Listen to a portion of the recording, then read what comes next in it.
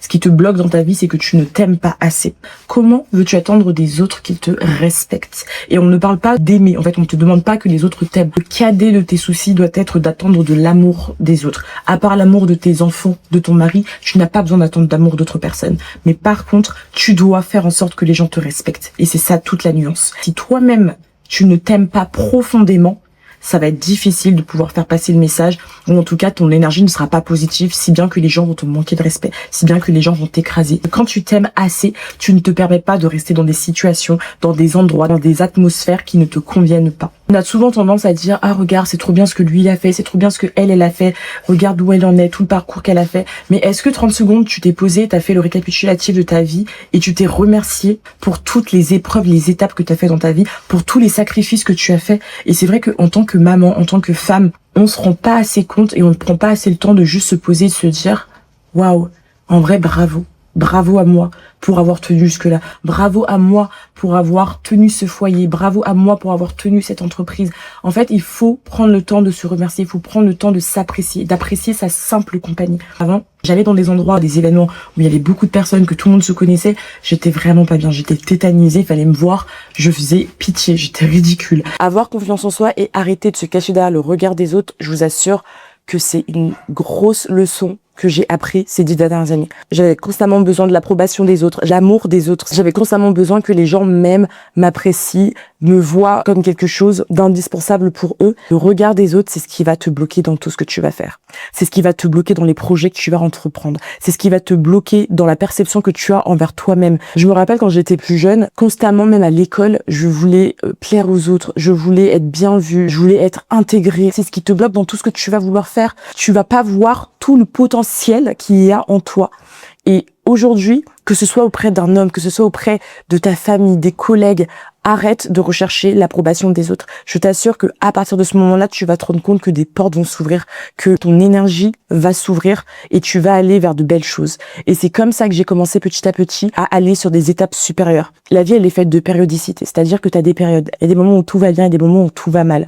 Et quand tu es envahi de plein de négativité, c'est-à-dire que peut-être tu as des problèmes économiques, tu as des problèmes familiaux, tu as des problèmes sentimentaux, il faut à ce moment-là être en mesure de reculer en fait. Il faut être en mesure de reculer, de réfléchir et d'entendre en fait ce que la vie essaie de te dire. Aujourd'hui, rien n'arrive sans rien. Si tu n'as que de la négativité autour de toi, c'est parce que tu ne prends pas assez soin de toi. Tu dois te faire passer en priorité et c'est un travail que moi je me suis amenée à faire et je fais encore aujourd'hui, me faire passer avant. Tu n'es pas obligé de rester dans des situations où tu ne te sens pas à l'aise. Il faut être en accord avec des fois reculer en fait, partir là où tu n'es pas la bienvenue, changer de place, changer d'atmosphère pour aller dans des endroits où l'atmosphère, où l'énergie sera plus positive et te permettra justement d'atteindre tes objectifs. C'est pas grave de se retrouver seul. Il faut accepter, il faut aimer d'ailleurs être seul.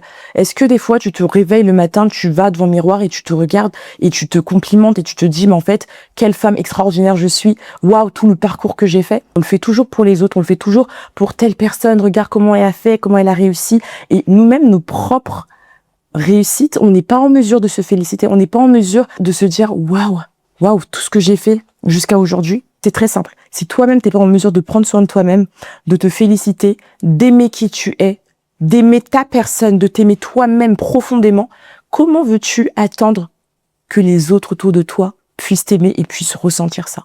Ça se fait naturellement. On voit toujours des personnes où on dit qu'ils ont du charisme, ils dégagent un aura, parce que ces personnes-là profondément s'aiment.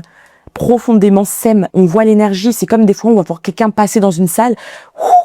On va sentir tout de suite une bouffée d'air frais parce que cette personne-là a confiance en elle et cette personne-là s'apprécie. Alors pourquoi on n'est pas en mesure nous-mêmes de s'apprécier? Avant, le simple fait d'être seul quelque part dans un événement, m'asseoir seul au restaurant, en fait, tout simplement, c'était quelque chose qui était inenvisageable.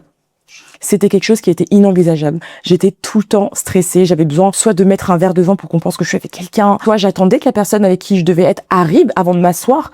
Donc, à un moment donné, j'ai commencé à me dire pourquoi je m'inflige ça, pourquoi je me fais souffrir comme ça, pourquoi je vais rester debout alors que là j'ai l'opportunité de m'asseoir, d'être en ma propre compagnie, de manger mon meilleur plat. Pourquoi? Et à partir du moment où tu atteins cette étape où tu es en mesure de kiffer ta solitude, de kiffer ta présence, je t'assure que déjà au niveau des portes qui vont s'ouvrir, au niveau aussi de toi-même, plus rien ne va t'atteindre.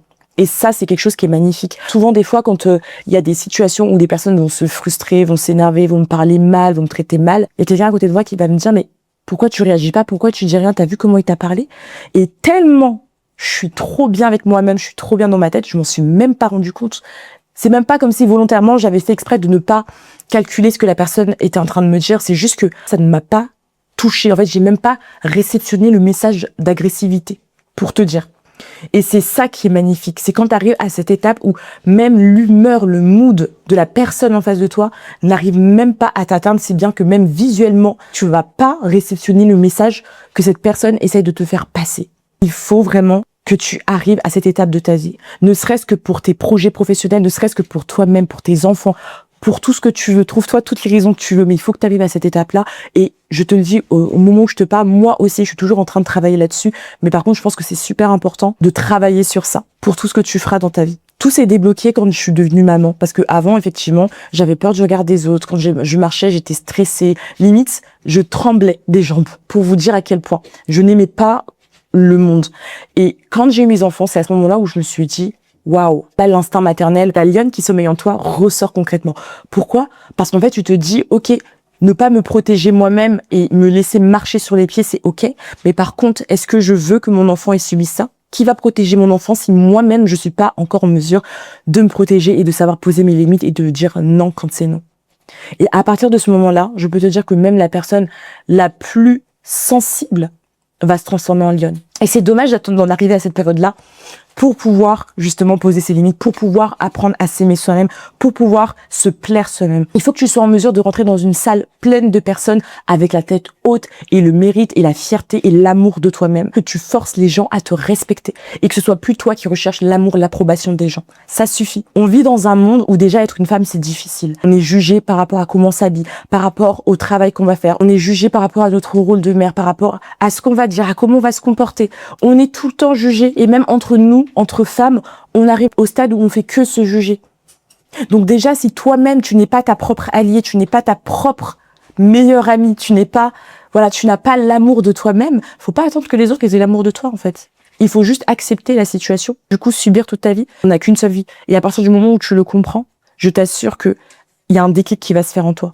Tu n'as pas plusieurs essais, c'est pas un jeu vidéo. Tu vas pas réessayer et avoir plusieurs chances pour renouveler ta vie. Une fois que ce sera fini, cette histoire, ce sera fini. Donc profite de l'instant, profite maintenant. Quand tu regardes les leçons de vie que les personnes qui sont malades, qui traversent des épreuves difficiles de maladie, qui sont en fin de vie te disent, c'est à ce moment-là que tu te dis, mais en fait, j'ai pas le droit de me laisser dans cette situation, j'ai pas le droit de rester dans cette souffrance, d'accepter que les autres m'infligent leur propre souffrance. Généralement, c'est les autres, c'est le reflet, la réflexion des autres et c'est ce que les autres doivent te faire penser que tu réceptionnes, qui fait que tu te sens mal, qui fait que tu te sens pas belle, qui fait que tu n'as pas confiance en toi, que tu te sens bête, que tu te sens pas intelligente. Arrête. Aujourd'hui, c'est ce message que je veux faire passer. Si toi-même tu ne t'aimes pas assez, n'attends pas des autres qu'ils t'aiment. À partir du moment où tu auras fait ce travail avec toi, les portes vont commencer à s'ouvrir. Ton énergie va commencer à être positive. Tu vas attirer des bonnes ondes.